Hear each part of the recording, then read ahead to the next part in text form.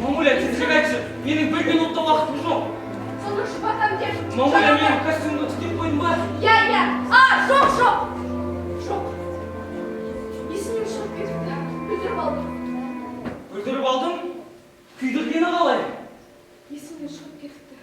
Ақыры, көшеге кетін жалғыз костюмді күйдіріп тындыңдар ма? Алармыз, көрерміз, бір мәнсі табылар. Алармыз, көрерміз, бір мәнсі табылар. Қашан табылады, қашан аламыз? Аяғымызға бір туфли ала алмай жүрген кезде. Енді қайттым. Мен әдейі істеген жоқпын ғой. Енді не? Мен бүгін жиынға майкамен бармақпын ба? Омардың костюмын киіп бар. Омар не? Сонда Москваға майкамен кетсін бе? Құдайым-ау, енді қайттым. Мүмкін білдірмей жауап берейін бе? Жамап? Енді не менің жамау костюм киген қалған екен ғой, иә? Осы үйде береке таппай-ақ қойдым-ау. Неге олай дейсің? Береке таптырмай жүрген кім саған? Аузыңнан не келсе, соны айта беріп әдетті қайдан шығарғансыңдар? Енді не? Менің көшеге келсін жалғыз костюмді өртесе мен не демекпін? Жармаса құрып кетсін! Костюмді төбемді оятатын түрлерің бар ғой? Керек десек, баяғы жерден жалын ашпа. Мен бір әдейі істегенде.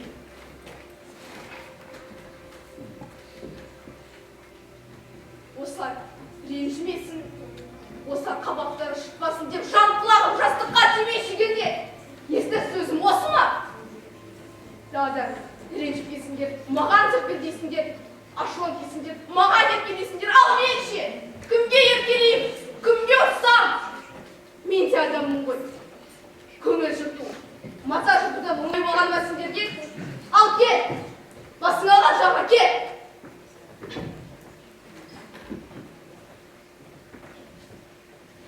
Қайт етсе, көздерінің жастары дайын тұрады екен.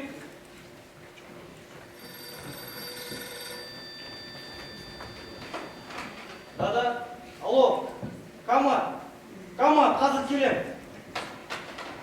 Қайда кеттің? Қашан келесің? Мүмкін келмеспін. Мен сызар шайларды іше бермедім.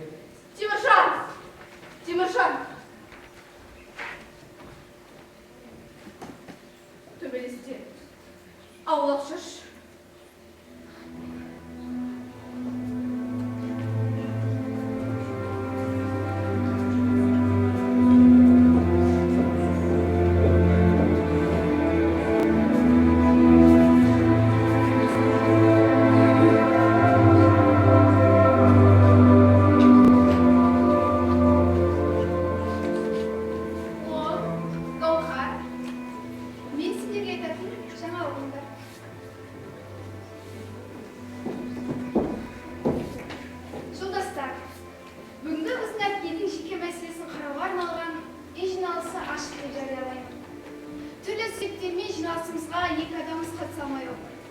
Тимур қызбен кездесуге кетті. Ал әйел түнгі сағат 11 болғандықтан жинасқа қатысылмайтын мәнінде ұйықтауға кетті. Сонымен жинас ашық дейініздер, қолдарыңызды көтеріңіздер. Ойбай, сен енді бұладың. Мен сәл кешіп қалған. Сонда Оспанова, отырыңыз. Оспанова сілей. Әлгі немесе әлгі мамуды түймешімен еді? Сіз бұл жайында өзіңізге сөз берілген екенсіз. Сонымен іске кіріселік. Біздің шаңырағымыздың белді мүшесі, әрі басшысы Шолташ Оспанова басқа отбасы мүшелеріне айтпай, өз бетінше жұмысқа орналасқаны бәріміздің ашуымызды қоздырды. Ал бұл жайында кімнің қандай ойы бар?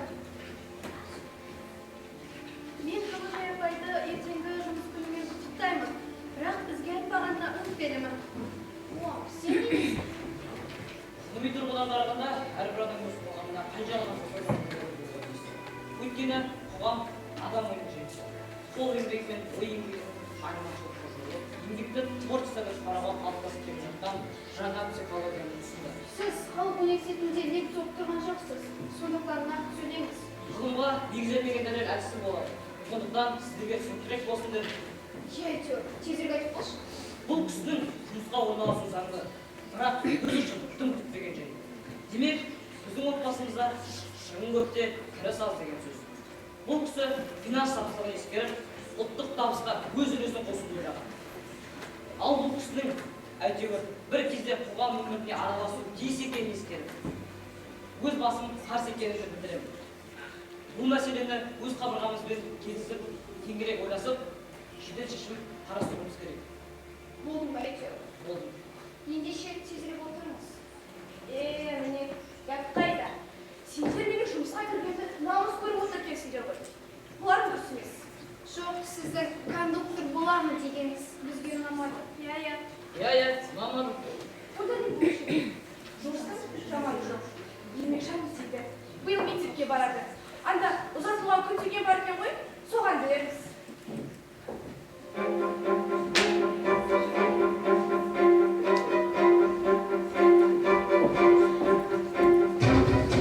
Саламатсыздар ма?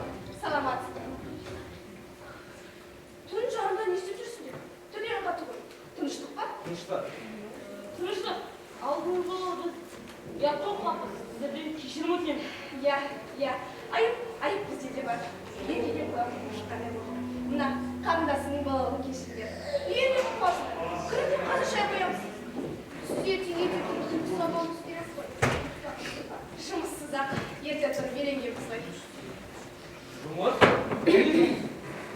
Сіздің мамулямыз құрметті тақсыр. Ертеңнен бастап жұмысқа шығады. Автобустың кондукторы. Айлығы да жетеуір.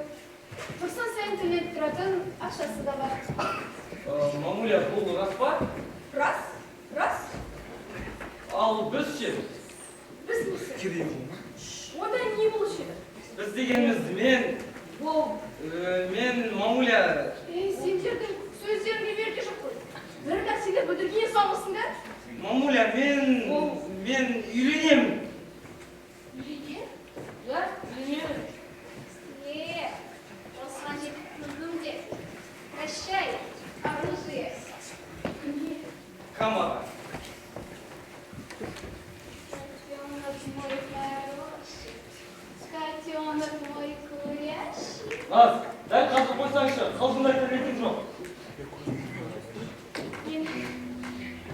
Мен енді білейін. Бақытты болды. Бірақ Мамуля, Наз, Гауһар, сенде барлықтарына не болған? Бетіме сүйіп, құшақтап, сол үшін үйге атып келсем, қайғылы хабар естігендей болдыңдар ғой. Мен сендерге не, бөтенмін бе? ойбай ау. Теміржан, бөтенмес Теміржан. Тойда жасаймыз. Түріп жасаймыз. Ал ақша табылады. Менде бос бірақта ақшам бар. Вот страховщик, за это хорошо. Теміржан, көтер басты. Иә, жөндеп тұр. Сен ең алдымен ағамызсың. Алда жөндеміз.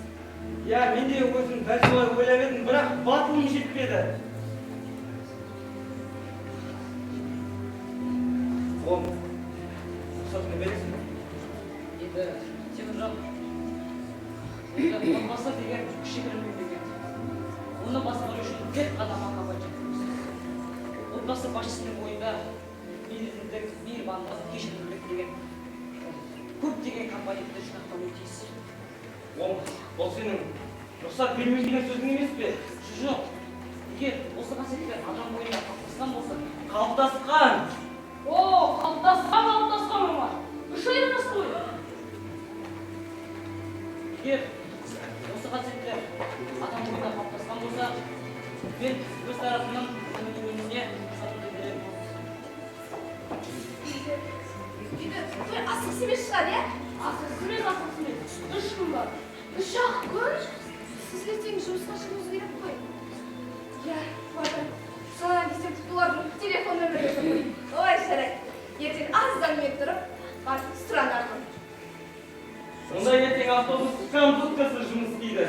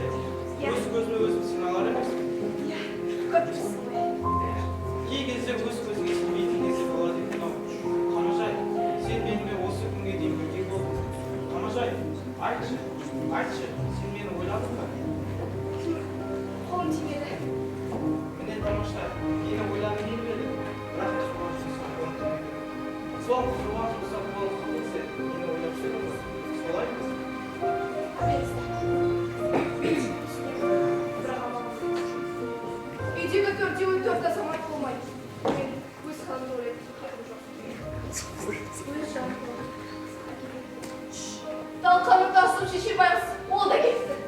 Тағдырдың соққысынан жүректен енді оя бастағанда. Не болсаң о болды, мен оған бастап кетсем. Артық мен болмады. Жоқ, Қабек кешір мені. Мен сенің бақытыңды байлағым келмейді, Қабек, кешір мені, Қабек. Қазір ілерінің біреу шыққаса кетіп болады. Сау бол, Қабек. Ертең біріншіден жұмысқа барамын. Үйде балалардың істейтін тамағы бар, жуатын киімі бар. Ал Қабек, қош бол.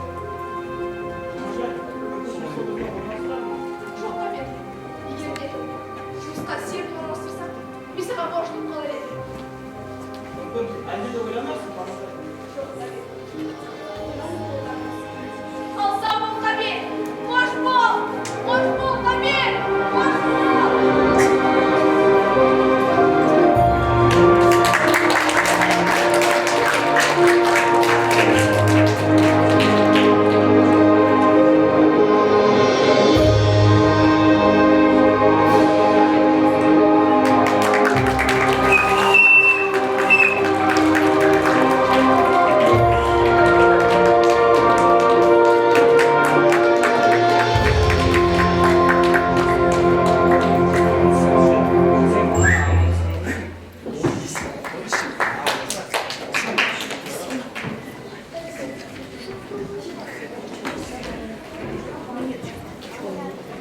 Сахнада Махаббат дастаны театр ұжымы Ахмет Байтурсынұлы атындағы жалпы білім беретін мектебі. Готовится театральный коллектив «Карусель».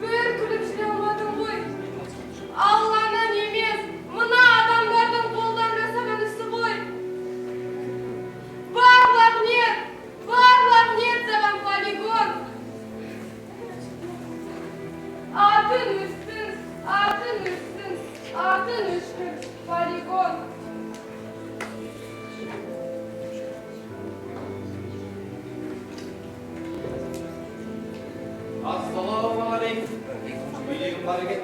Кірсем болады ма? Мен бармын. Бұл кім болды екен? Бұл Лейла. Үйде екенсің ғой. Маржан, бұл сен бісің? Бұл қалай болғаны? Өңім бетсің бе? Маржан, қайдан келдің? Қайдан жүрсің? Кеше келген ма болған? Сен мені танымай қалып деп ойласам. Маржан-ау, мен сені танымайтын қара басты дейсің бе? Есіңде ме? Сен мені мектеп кезінде. Ләйлім, ах Ләйлім, Ләйлі деген құстың аты деуші еді ғой. Мен сені қалай ұмытамын? Әрине Лейла. Оның бәрін қалай ұмытасың? Мен сені сыныпта Ләйлі, ақ Ләйлімді еркелетіп айтып едім ғой. Маржан, сен соңында әдем болып кетіпсің. Бақытты шығарсың, иә?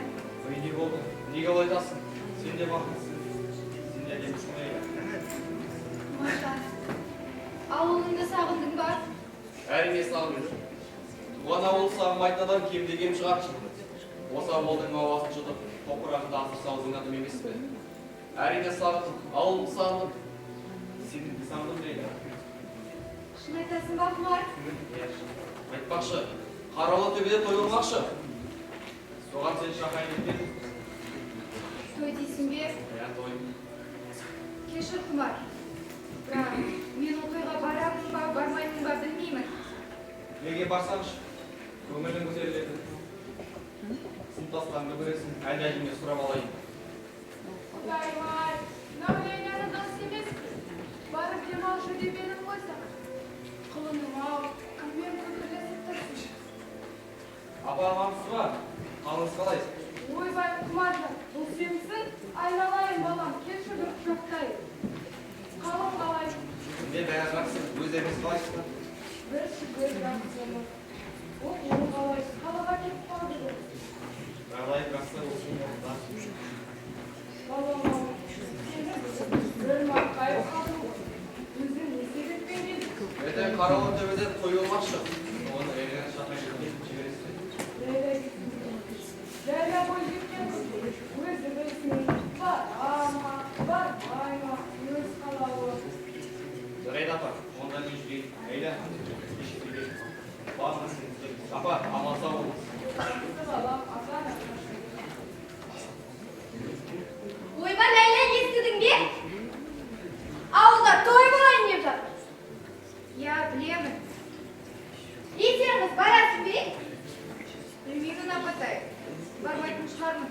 Өй, қойын, бармаймын деген несі? Екеуміз бірге барып, көңіл көтеріп қайтпадық. Барасың бе? Жарайды, апатай. Сенің көңілің үшін барайын. Баратын болсам, мен онда дайындала берейін.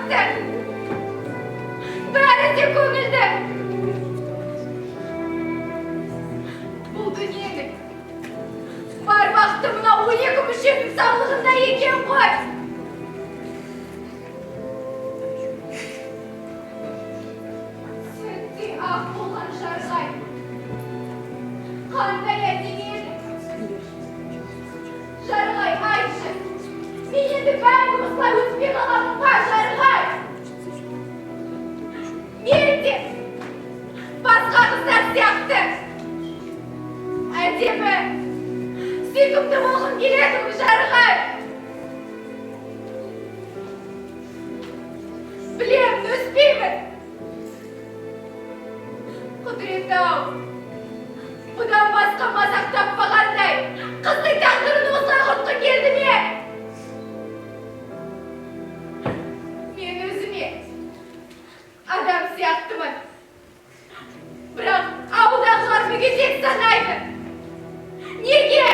Айтыңдаршы, неге менің басқалардан қай жерім кем? Мен бұндай өмірде шаршадым.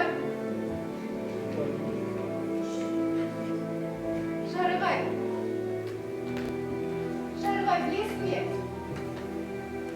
Дәл бүгін қаладан ауылға сыныптасым құмар келді ғой. Я, дәл өзі. Ол сондай әдемі болып кетті. Қарауылда той болады екен. Сол тойға мені де шақырды. Бірақ, Жарығай, мен ол тойға мен қалай барамын? Жарайды, оны қойшы. Құмар маған не дегенін білесің бе? Жарығай, айтайын ба? Құмар маған, мен сені сағындым деді ғой. Я, дәл солай айтты. Мен де Құмарды өте қатты сағынып кеттім. Құмар қандай әдемі еді. Жарығай, менің сағындайда тағы бір жаңалығым бар. Бүгін ауыл әкімі қайтадан бір сол мәселемен келді. Ауылда бір жиын болады екен. Сол жиынға мені Семей полигонының құрбаны деп алып шықпақшы. Сонда мен бүкіл елдің алдында құрбан болып тұруым керек пе?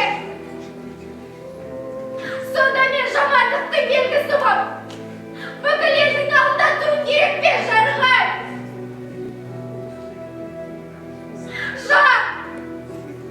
Мен ол жерге бара алмаймын. Бірақ әлгі қасиратке қайтсе мен сол жерге апарамын дейді. Мен қашанғы сол қасиратке тыңдап жүре беруім керекпін, Жарығай. Менің ойым бұларға маңызды емес. Жарығай, айтшы, мен не істеймін? Сен менің жалғыз сырласымсың. Мен жыласам да, күлсем де сенің басыңдамын. Жарығай, айтшы, мен не істеймін? Ләйлә! Ләйлә! Сен осы түнімен қайраған болып жүрсің. Сен түгілі 12 мүшет сал түнде мен олайған қылмаймын. Құдайдың берген қыстың да күздің де үйден болып шығам. Апатай, өтінемін үйден қумаңызшы. Қуамын ба, қумаймын ба, өзім білемін. Жүрейге!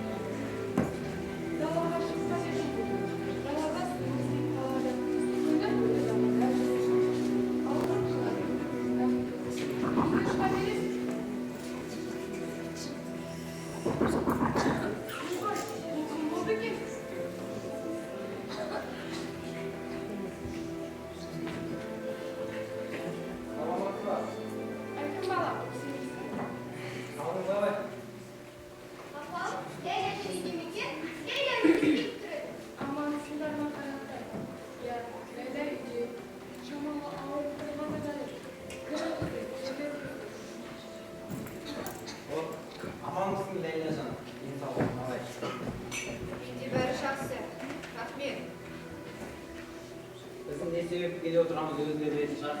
Сол баяғы мәселе. Сен сияқты ордадан аралап кеткен. Сондықтан да біз сені ертеңгі қаралы жиынға алып шығайын деп жатырмыз. Қайтадан бір сол мәселемен келдіңіздер ме? Мен ол жиынға бара алмаймын. Ләйләбай, жаным, күнім, құлым, қалай болмақ? Қалай болмақ? Ей, Лейла, бұл жиынға шықпасаң айтпақсы келмек. Үйден қуып шығамын. Ұқтың ба? Жүр үйге. Ләйлә шығады жиынға. Хакер әпке, әже, бәлкім Ләйлә қылдырып көресіздер. Қиналып тұрған баланы үйге қидай беру. Апа, ол не дегеніңіз? Қазір ауырып тұрса әлі жазылып кетеді ғой. Шығады ол жиынға. Жақсы онда, егер Ләйлә қылдырып көрсеңіздер, сізге хабар беремін. Ал Ләйлә жас, ауырған. Аман сау болыңыздар. Сау болыңыздар.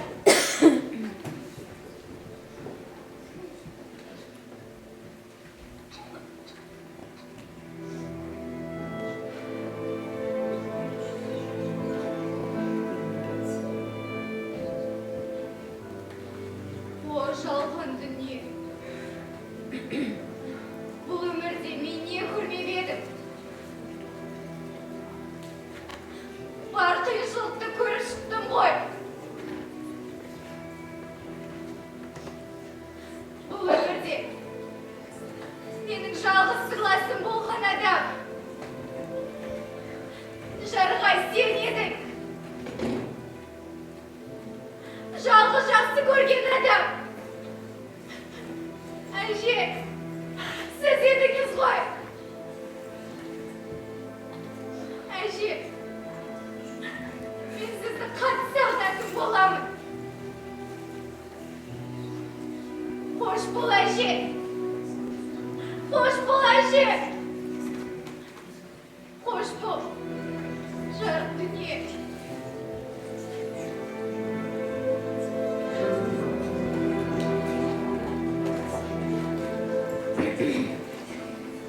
Ләйлә, түсірдеймін. Ләйлә, түсімлі, нағыз неге көзі ашпайды? Неге жауап бермейді? Әже деймін. Не болды? Неге айғайлайсың? Ей, Ләйлә, көзін ашшы. Ләйлә, не болды, Ләйлә?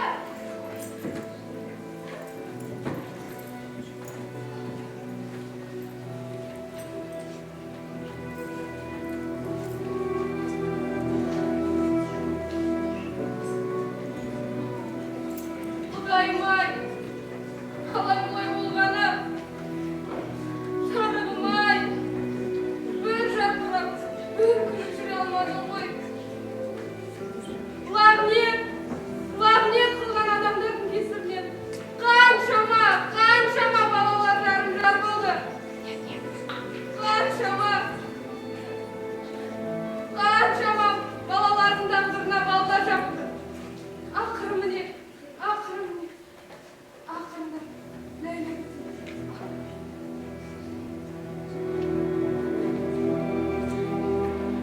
Көйгөйін мен айта алмаймын сөйледі. Жан жүрегі, жүрек сөзін жекейін. Полигондар көбәрі, жабылғанмен полигонды сүймейді. Сыпырылып, қараңғылық түнегі, орнағанмен елдің ұлы тілегі. Полигонға айналды ғой бүгін. Әр бар қазақтың жүрегі. Зомбылыққа шыдай алмай елбасым, екі деді,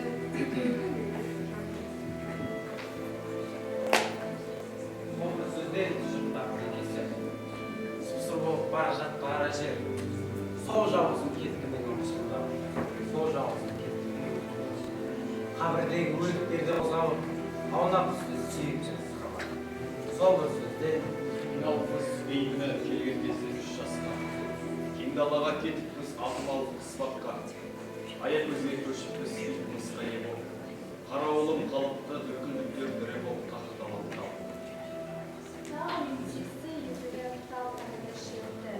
Құса дертке шалдыққан түсіне мінез қолаңдай.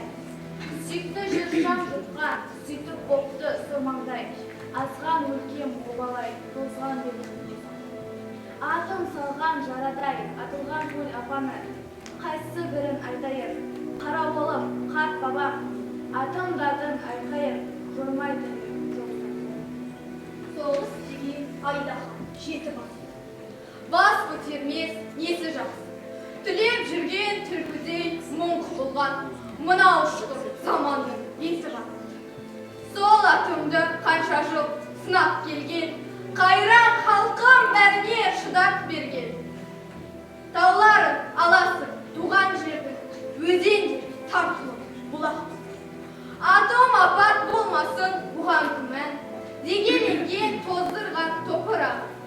Бұл қыры өзі шұбақ. Жүрегім үстіне жарып жатыр, омбалай жаланы. Ойлап едім, азаттықпен табысса, кетерміз озбырлықтан алыста. Кете алмадым, шарлыстар, сұңғық сол. Арманыма қадалды ғой жарықша. Қандай ауыр зомбылықтың салмағы.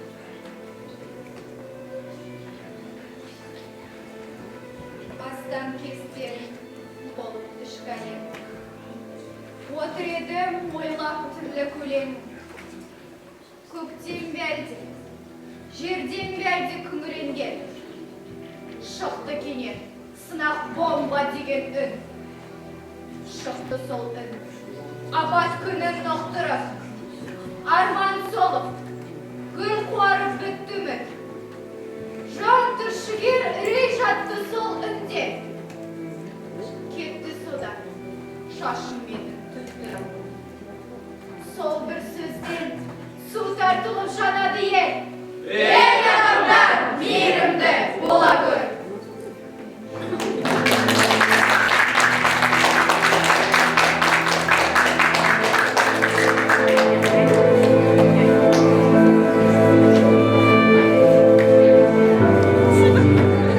Основной средней школы номер 20. Готовится театральный коллектив «Лариляй».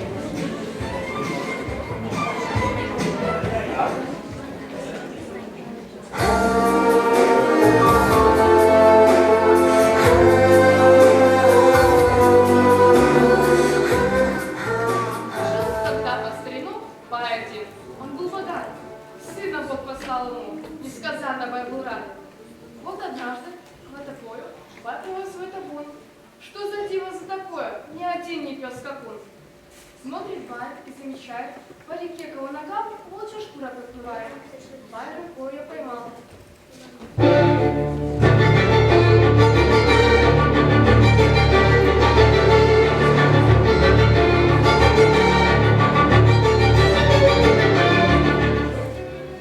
Ха-ха-ха-ха. Ну, узнал ли ты меня? Я ж тебя перехитрила, шкуру сбросила себя, долго за тобой спешила. Отпусти-ка ты меня, дам я золото, коня. И я старуха, жалуюсь, жизнь твоя мне не нужна. Сын, я знаю, твой не трус, я за ним к тебе пришла. Не отдам тебе я сына. Что? Не отдашь, а то в камня превращу. Раз, два и... Стой, стой, стой. Завтра со своим аулом откачу я отсюда. Сына биту золотую положу на этом месте. Помнишь про игру былую? Он за ней примчится света. Ты сюда же приходи и на этом месте жди. Буду ждать. Так сказал несчастный барь и голову повернул, глядя в срочную даль. Он печально лишь вздохнул. Только утро наступило, весь род кочевал. Биту барь, украв сына, сделал то, что обещал. Вот он на новом месте, юртом здесь теперь стоять. Барский сын с друзьями вместе будет бегать и играть. Эй, овца, беги за мной! Ну, поплаву догони! Мы с лихими табунами над Жаляу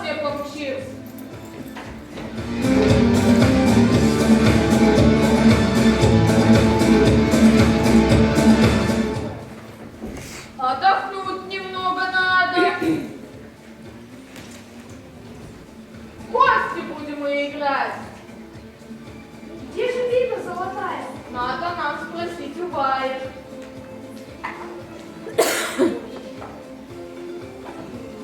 Где же Вита золотая? Место старого, видать, я забыл ее забрать.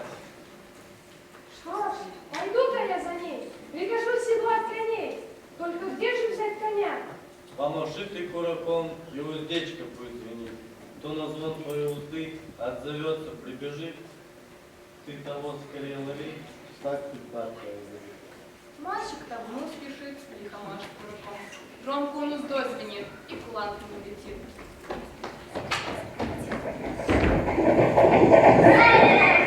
Сыграл и подругу затянул. Скакуном на фланг встал, прежде посыхал аул. На тупаре скакуне миг добрался байский сын. Бабушка, отдай мне Виту. Ой, не могу, слезай с коня, ведь больна я и стара. Если сяду, уж не встану, если встану, сесть не могу тебе помочь. Бабушка, нельзя мне слезть. Если спрыгну я с коня, на него мне ногти вслед. Как бы ни старался я. Вдруг тупо в траве пригнулся, мальчик к Вите потянулся. И ловко подхватил, ой, на ноги вновь вскочил. И, касаючись земли, поскакали прочь они. Злость уже, мол, взорвалась, да за ними вслед помчалась. Добежит старуха даром, не угнаться тут пар. Вырвалась из кабана и метнулась к окунам. Конь сраженный наковал, потопнулся и упал. Обцепял грозный тополь, потерек стоял высоко. Пальский сын не растерялся и на дерево взобрался. Зуб старуха выливает, как лопатой им копает. Тополь хочет погубить, на землю дерево сварить. Тут лисица прибежала.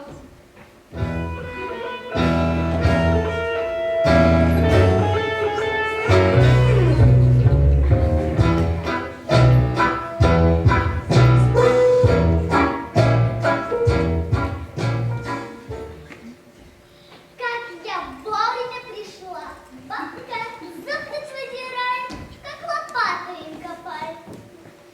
Зуб лопата водила. Надо, чтобы у меня была. Надо бабку обхитрить и лопату мне добыть. Бабушка, ты же ведь устала. Дай тебе я помогу. Я, поверь, не обману. Да, немного я устала. Зуб лисица отдала, тоже спать сама легла. Моешь хитрая лиса, Ха, ну и зачем ты ушла? Зуб я в речке утоплю. Ямку быстро закопав, восвоясь я поспешу.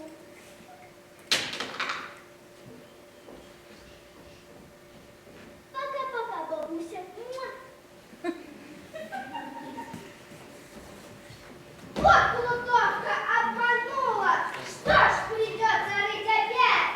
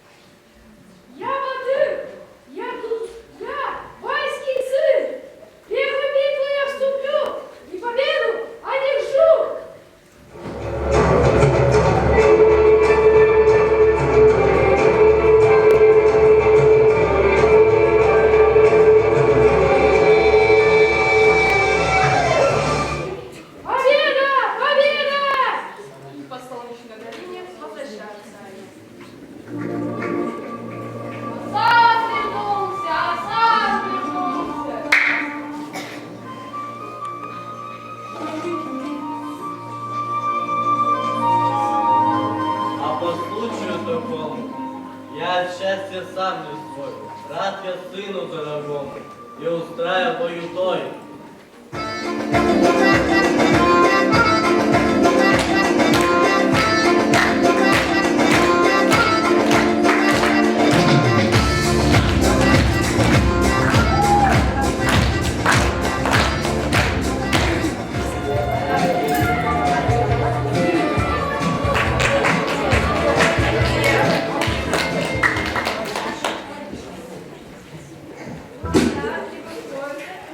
На нашей ширме можете видеть слова на двух языках. Это немецкий и русский.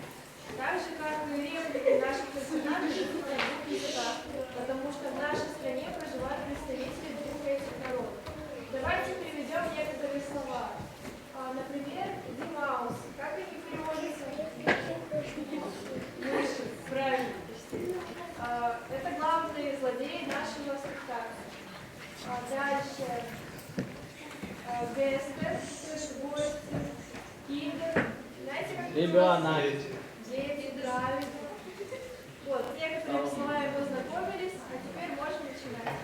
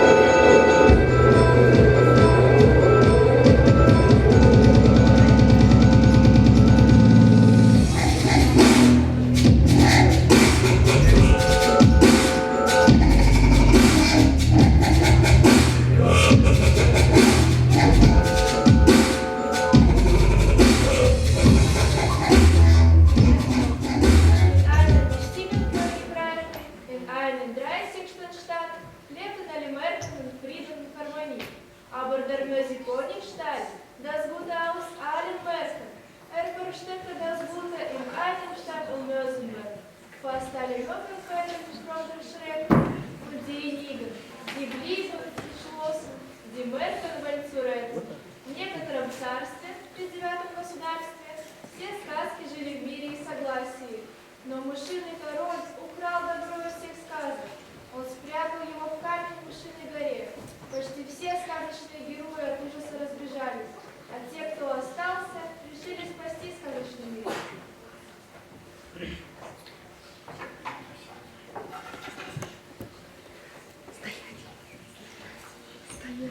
Abracadabra, Hex, Hex, Hex.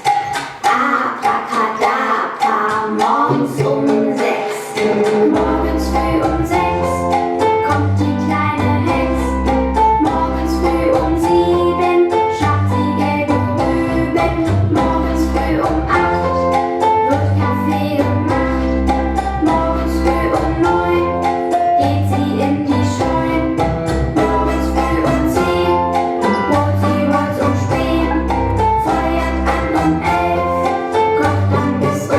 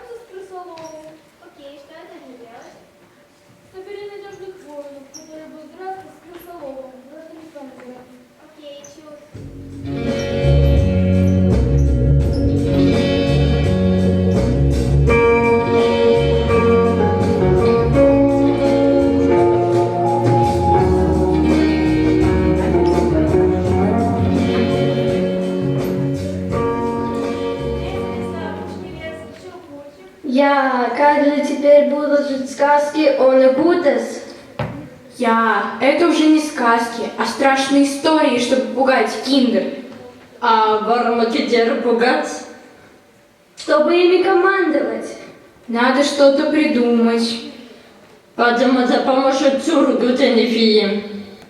Abracadabra, Hex, Hex, Hex. Abracadabra, morgens 6. Morgens früh 6 kommt die kleine Hex. Morgens früh 7 schafft sie den. Хазду, Койремейстер, вызывали Ваше Величество? Варум разбудили, Варум оторвали фодер Арбайт. Я вообще не пойму, что я здесь делаю. Такая красивая, но совсем заспанная. Хотите дожить до лета? На вас напали герои из разных сказок и хотят вас всех заколдовать. Надо что-то делать, надо что-то делать, надо что-то делать!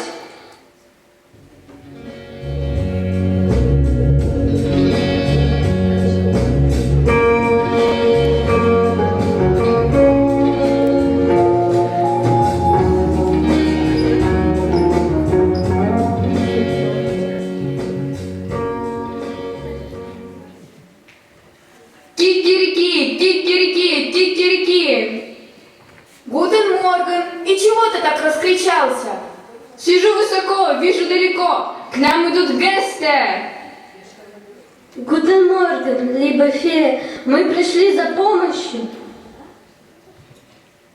Гутен Морган, мышиный король украл нас Гуты из сказок. Гутен Морген, помогите сказать, что на стране. И ситуация сложная. Во что мышиный король превратил Дасгуты? Где он его спрятал? Кто охраняет? Дасгута он превратил в камень. Спрятал в мышиной горе. Вэр охраняет? Мы справимся. Не думаю, что нормалзе. Вэр же еще. Петух, ну-ка посмотри. Кикирики, кикирики. Сижу высоко, вижу далеко. Вижу возле мышиной горы моль и пчел. Да, тут без помощи киндер-зрителей не обойтись. Подойдите ко мне, я вам объясню.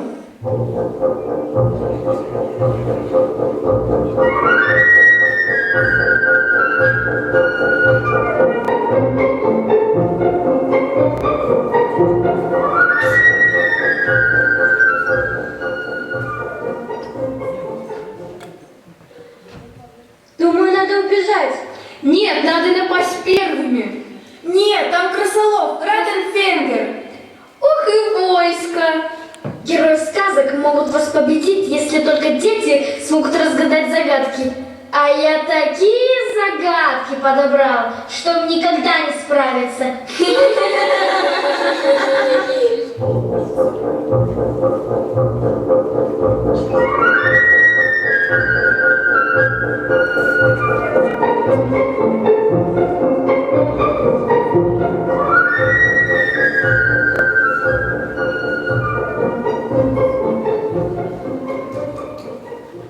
Встретились два войска. Варум пришли, уходите отсюда, Раусхи!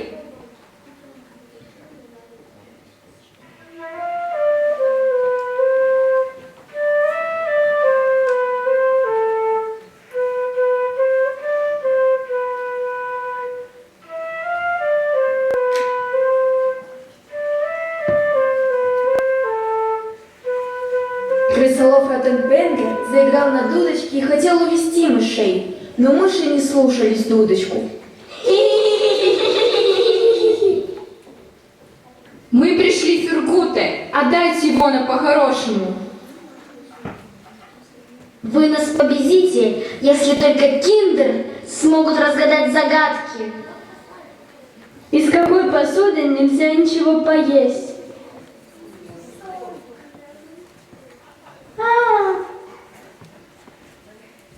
Сколько яиц можно съесть натощак? Одно.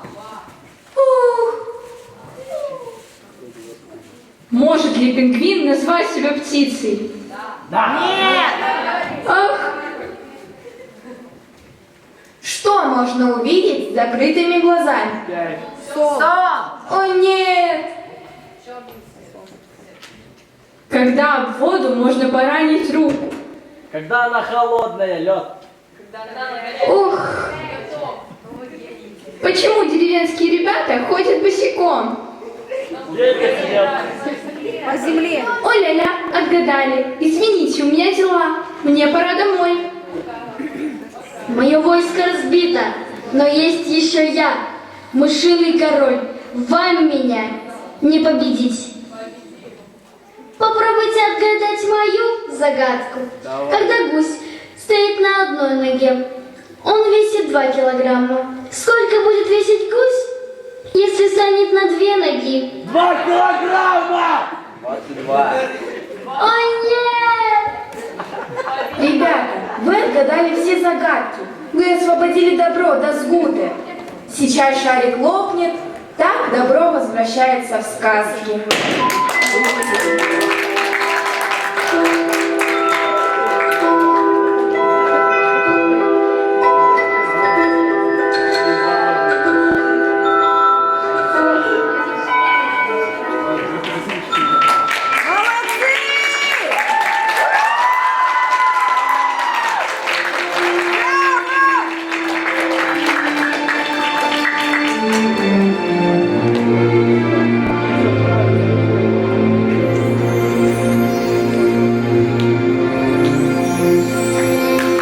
Das war ein Tag, so wie ein Gedicht, das ich echt mag. Schöner geht es nicht. Wir hatten Spaß von früh am Morgen. Jetzt geht ein Tag ganz ohne Sorgen in die Nacht.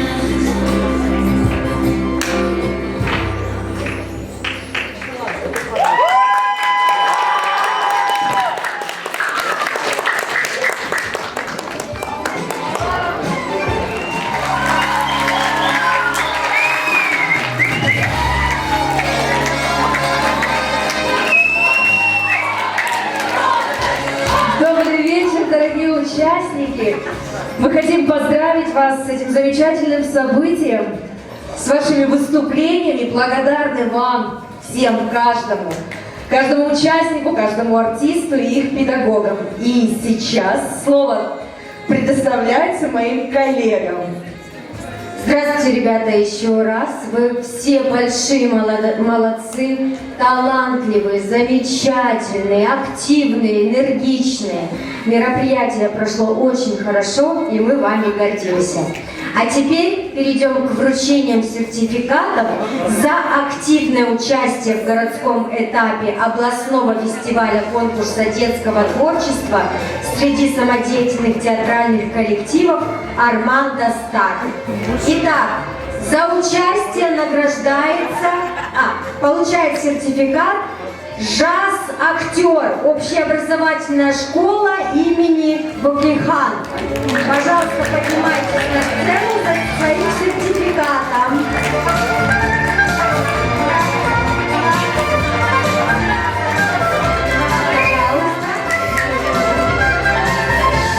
Молодцы! Аплодисменты, друзья!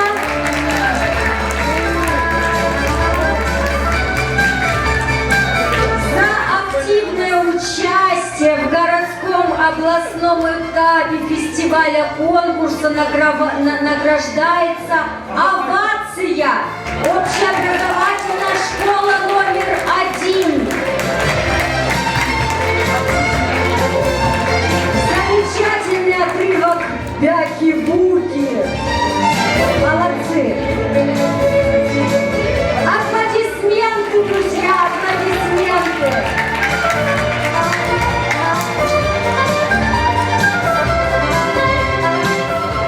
Награждается «Дети и театр», школа-лицей номер 4 за активное участие в областном фестивале детского творчества среди самодеятельных театральных коллективов. Поздравляем, вы молодцы!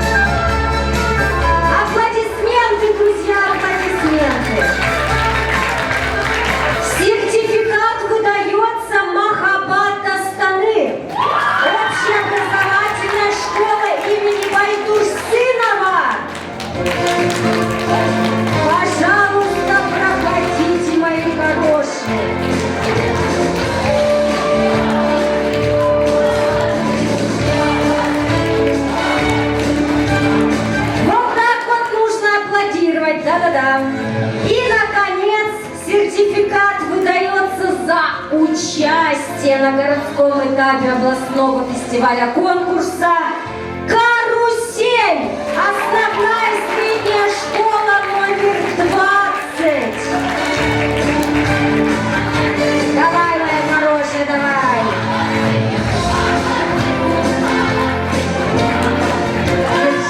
Молодец. Аплодисменты.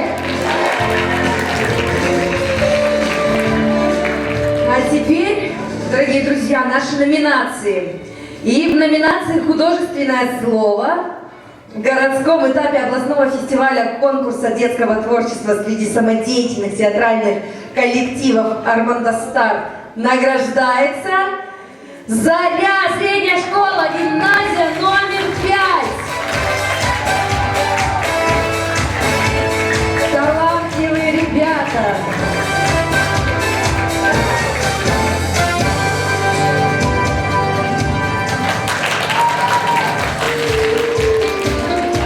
Также грамотой в номинации «За сценическое мастерство» награждается Шабыт, школа-гимназия номер 7 имени Бимбета Майлина.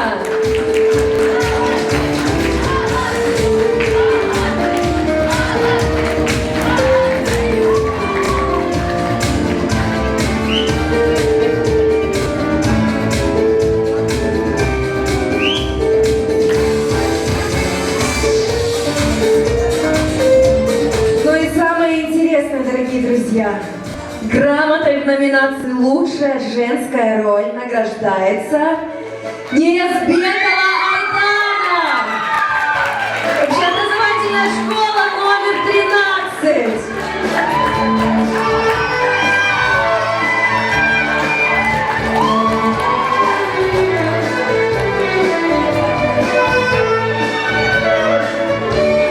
В номинации «Лучшая мужская роль» награждается Анарбеков Жолдасбек, школа-гимназия номер 7 имени Бимбета Майлина. Не дождался нас Жолдасбек, ушел.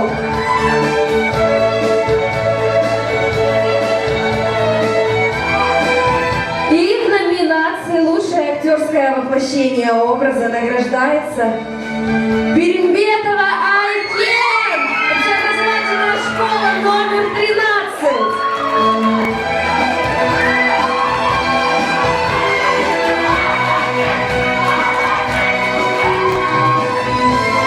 Хайырлы күн баршаңызға, добрый день.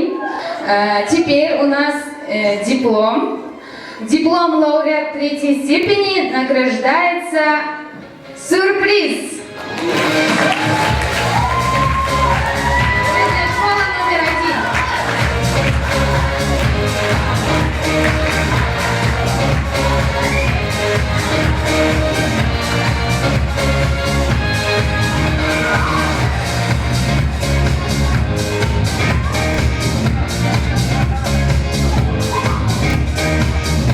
Еще один лауреат 3-й степени награждается театр Лореляй.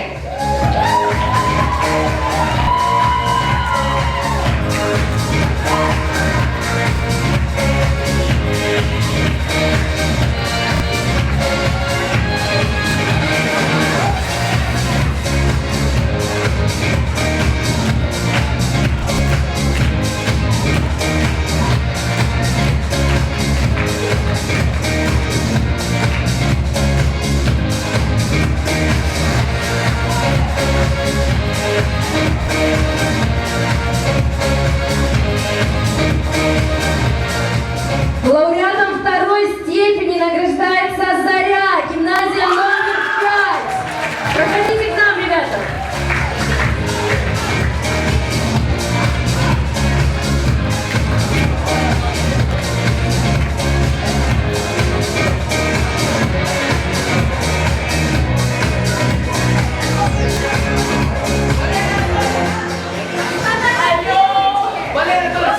Валерий Анатольевич, сфотографируйте, пожалуйста, ребят.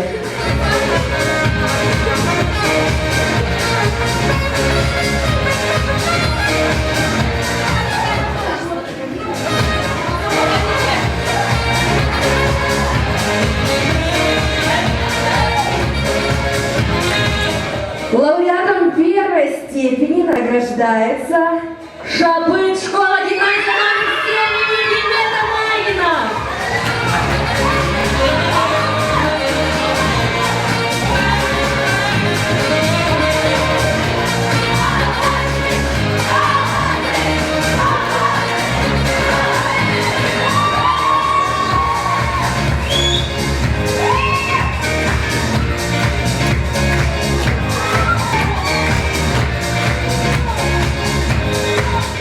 А теперь гран-при награждается... Как вы думаете, кто? Жас Артес.